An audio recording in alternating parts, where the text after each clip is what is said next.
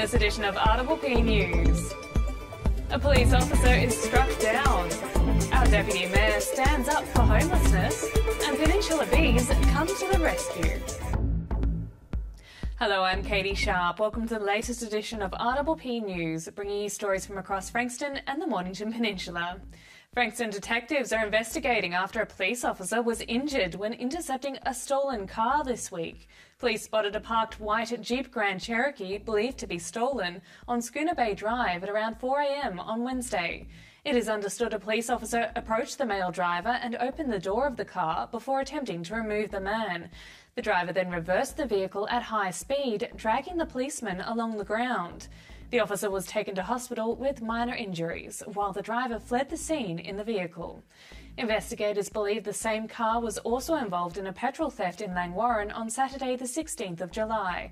They have released an image of a man they believe can assist with their investigation. Anyone with information is urged to contact Crime Stoppers. Deputy Mayor Lisa Dixon has come out swinging after learning that the state government has sold off public housing in Hastings. The Cerberus Ward councillor was told that the dilapidated housing was surplus to state government needs. She raised the issue as an urgent matter at council this week, stating that the decision had further eroded the Shire's emergency accommodation options. Councillor Dixon states the properties should never have been let go. She asked Mayor Anthony Marsh to write to the state government to stress the Shire's disappointment with the decision and to urge them to address the high levels of homelessness on the peninsula. We need to be able to let people feel safe. We need to be able to allow families, places, they have a right to have a roof and warmth and to feel secure. Apparently we are told that we have an excess of public housing in Hastings. Well, if we have an excess, then to sell it off is not the answer. At the moment we have a shortage in Capel Sound and Rosebud, and those people are actually being transported across to Hastings to fulfil those homes. Now, if we take those away, then that shortage becomes even more paramount.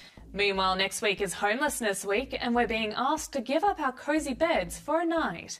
Fusion Mornington Peninsula is inviting us to sleep in our car next Saturday, the 6th of August, to help raise awareness and funds for homelessness. They're hosting a group event at Mornington Park from 5:30 p.m. till 10 p.m. You can come, have a meal, enjoy live music, learn from local service providers and experience the Walk Without Home, a learning program developed by the Fusion Mornington Peninsula team.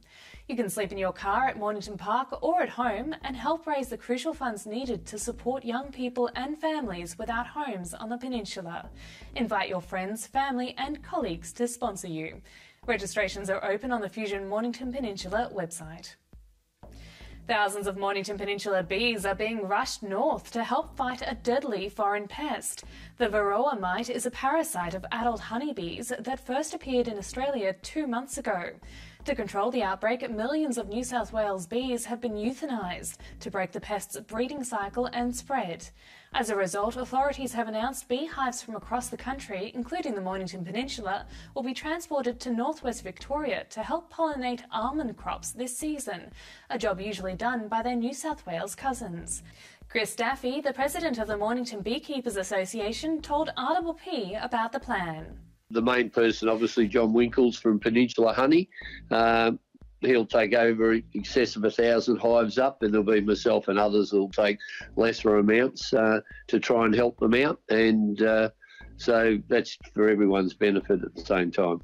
The Tide Football Club continues to struggle following further delays to the opening of its club rooms. Having reorganised its footy fixture, anticipating an early 2022 completion, the ongoing work is causing disruption to the club's cash flow, sponsors, special events and capacity to host other teams. Club Vice President Warren Davies spoke to RPP Sport.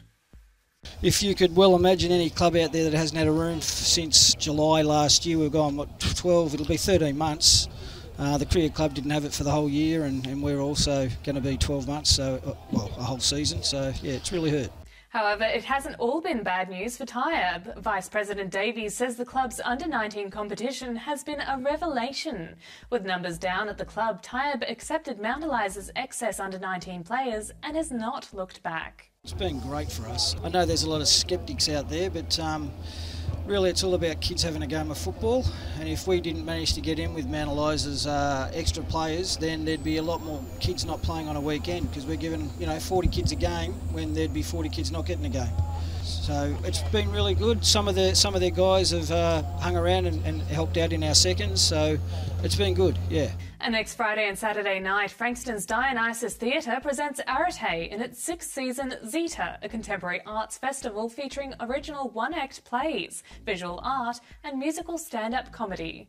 Arete originates in ancient Greece and means being the best that you can be. Conceived by creatives in and around Frankston, the festival shines a spotlight on local artists from along the peninsula. Arete is at Cube 37 in the Frankston Arts Centre, and you can book tickets on their website. After the break, we have Leia with this week's weather report.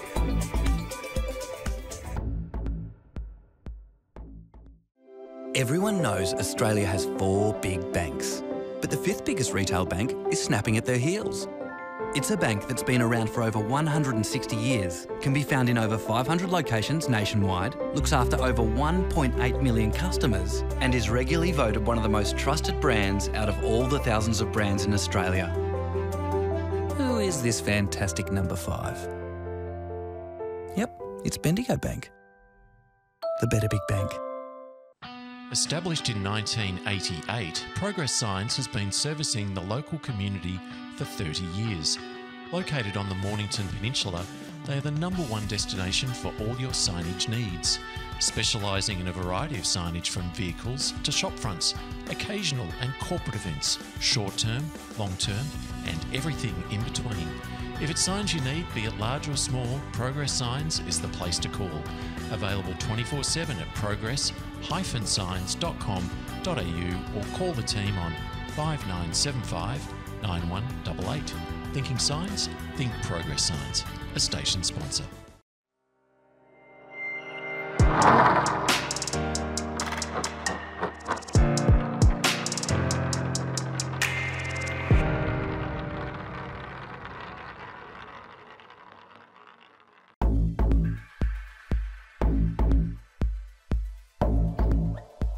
Hello, I'm Leia and welcome to the RPP Weekly Weather Update.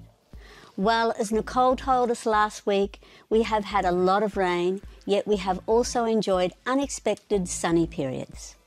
Let's dive in and see what we can expect for this week. Today, Sunday the 31st of July, saw a fairly wet day which brought us a high of 12 and a low of 6. Monday will bring a mostly overcast day with some showers over the peninsula. Expect a high of 13 and a low of 7. Tuesday sees much the same as Monday with a top of 14 and a low of 10. And just as it seemed like it was warming up, Wednesday the 3rd of August sees the rain returning in earnest. Expect a wet high of 15 and a low of 9. Thursday sees the rain continuing with a top of 15 and a low of 8. And Friday sees the showers increasing with a possible 67% chance of rain all over the peninsula. We should see a high of 12 and a low of 7. And lastly, Saturday sees the rain easing a bit with a high of 12 and a low of 5. Well, that's it for now. Try to stay dry if you can, and I will see you again next week. Bye for now. And now to our surf guru Muzz with the Surf Report.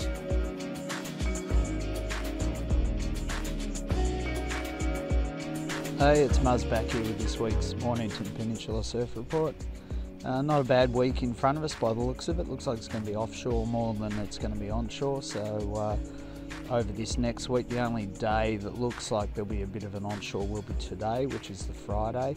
But coming into the weekend, looks like Saturday the swell will maintain. It's going to be fairly sizable, but the swell will maintain on Saturday as the wind goes more north-northwest. Likewise into Sunday, wind will straighten up a bit more to the north, but the swell will back off a little bit. So there might be beach breaks. They're solid at that, but there's a couple of banks around that will hold it. Then Monday, wind will go pick up a little bit more, maybe to the northwest, and the swell will come back again. So it'll be pretty much in Western Port Monday, Tuesday. Only be small, won't be massive, but there'll be some waves around over the tides. And then come Wednesday, the swell will back off pretty rapidly on Wednesday morning, and you know, might even get waves in the beaches by lunchtime, because there'll be wind will be northerly, and the swell will drop out a bit, and that will go into Thursday. So not a bad week for the last week of July, so first week of August, so at least it's going to be offshore. So enjoy, hope you get in the water, and I'll see you next week. And that's all from our team here at RPP News, serving the community with stories that matter to you. Keep watching and do tell your friends. Bringing you the news from coast to coast across Frankston and the Mornington Peninsula, I'm Catie Sharp. See you for the next edition.